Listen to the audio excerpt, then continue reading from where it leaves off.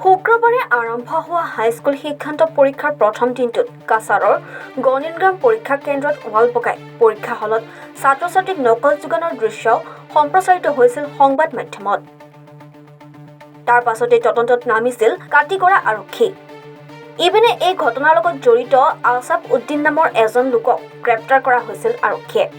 শুক্ৰবাৰে নিশা অভিযান চলাই বাকী 4জনকো গ্ৰেপ্তাৰ কৰিবলৈ সক্ষম হয় আৰক্ষী। আনহাতে জানিব পৰা মতে আটাইকেইজন কাটিগড়াৰ ফুলবাৰী মহাদেৱপুৰ অঞ্চলৰ বাসিন্দা। ইপিনে সম্প্ৰতি আৰক্ষীয়ে অভিযান অব্যাহত ৰাখিছে।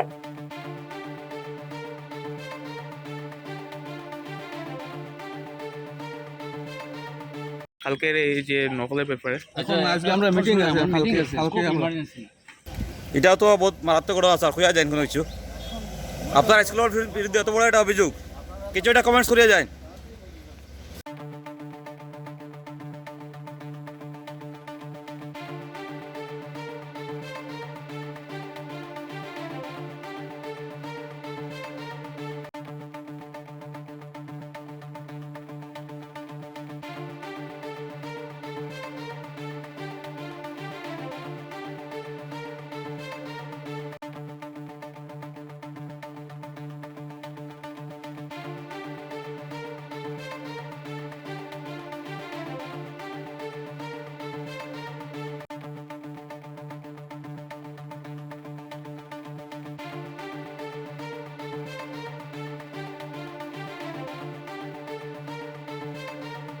কালকের এই যে নকলের ব্যাপারে আজকে আমরা মিটিং আছে কালকে আমরা এটাও তো বহুত মারাত্মক ঘটনা স্যার খুঁজা যায় কোনো কিছু আপনার স্কুলের বিরুদ্ধে এত বড় একটা অভিযোগ কিছু একটা কমেন্টস করিয়া যায়।